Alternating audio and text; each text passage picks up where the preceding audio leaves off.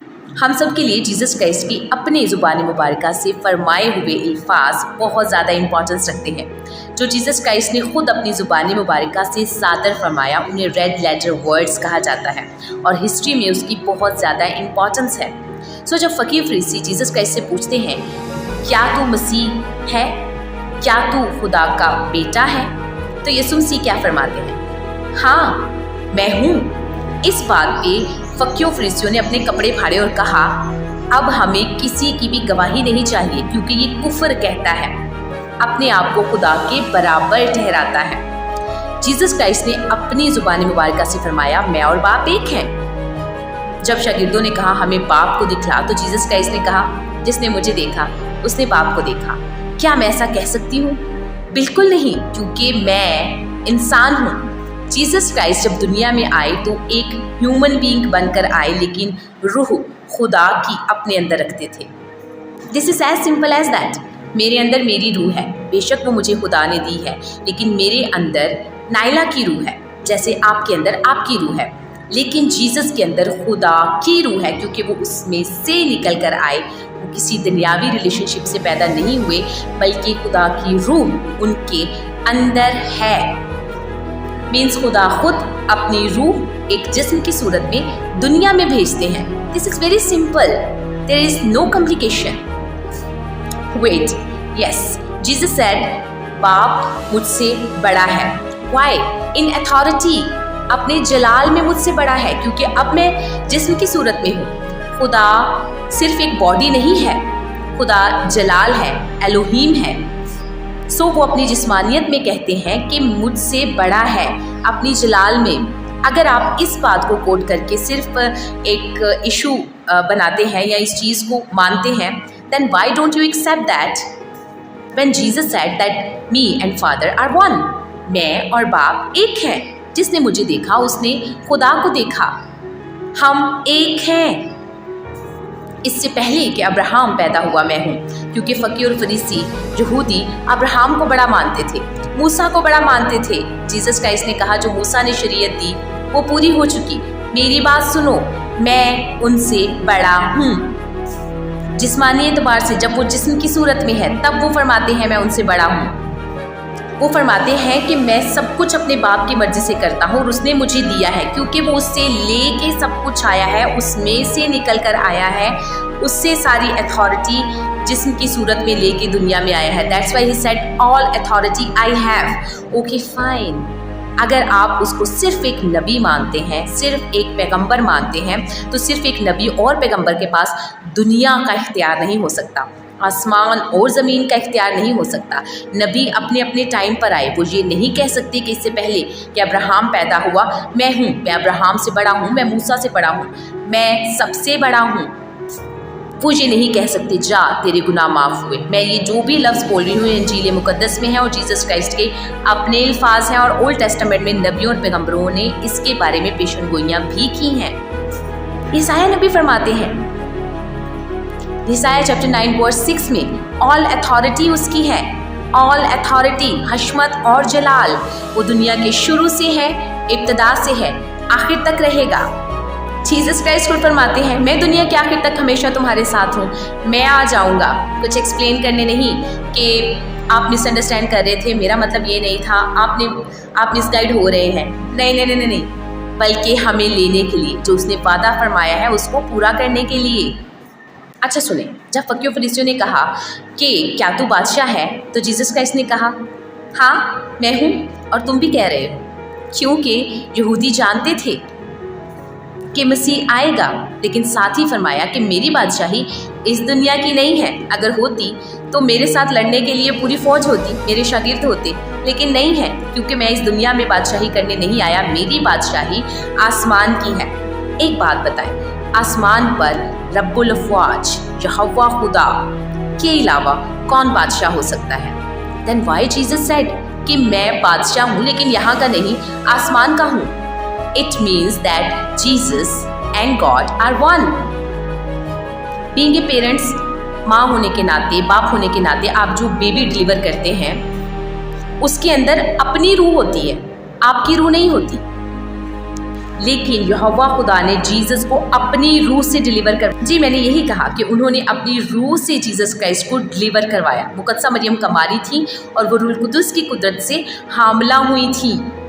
खुदा का रूह अल्लाह बहुत दफ़ा सुना होगा आपने। Then why don't you believe it? If God can do anything, why this is not?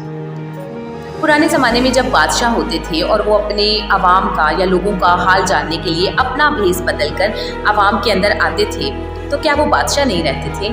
लेकिन क्योंकि वो तो इंसान थे, भेष बदल कर आते थे, तो उस टाइम उनकी अथॉरिटी भी वही होती थी। उनका जाओ जलाल, वो जिस तरह से लोगों के दरमियान फिर रहे होते थे, वो सारी अथॉरिटी अपने अंदर रखते थे। लेकिन क्योंकि वो इंसान थे और उनकी बॉडी एक ही थी, दैट्स वाई वो वहाँ पर प्रेजेंट नहीं होते थे। बट यहाँ पर हम जाओ जलाल, हशमत और बुजुर्गी वाले यहोवा खुदा की बात कर रहे हैं। जब उन्होंने अपनी रूह को दुनिया में जीसस क्राइस्ट बनाकर भेजा, तब वो ऑल अथॉरिटी के साथ बाप की सूरत में आसमान पर भी मौजूद थे।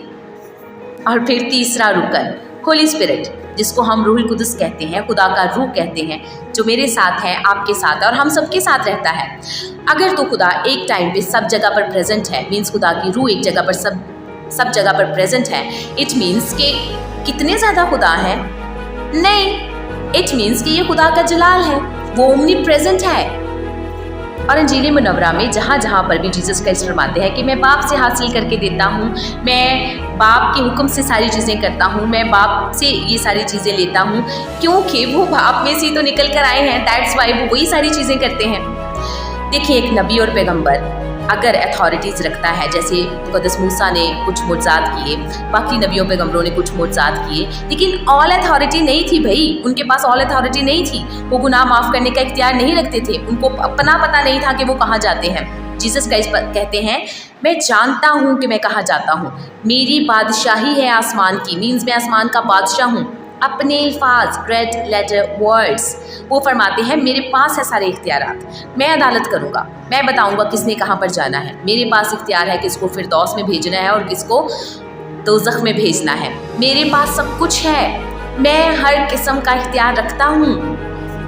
दिस इज़ द डिफरेंस जो कि जीसस क्राइस्ट को आम नबी और पैगंबर से मुख्तलिफ बनाता है।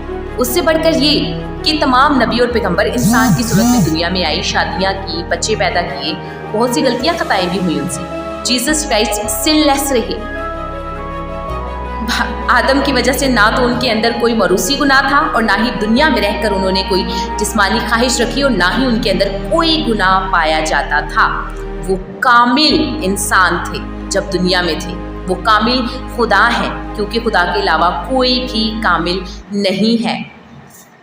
Read the Bible. बुजुर्ग दाऊद से गुनाह हुआ, मूसा से गुनाह हुआ, बहुत से नबी पैगंबर हैं।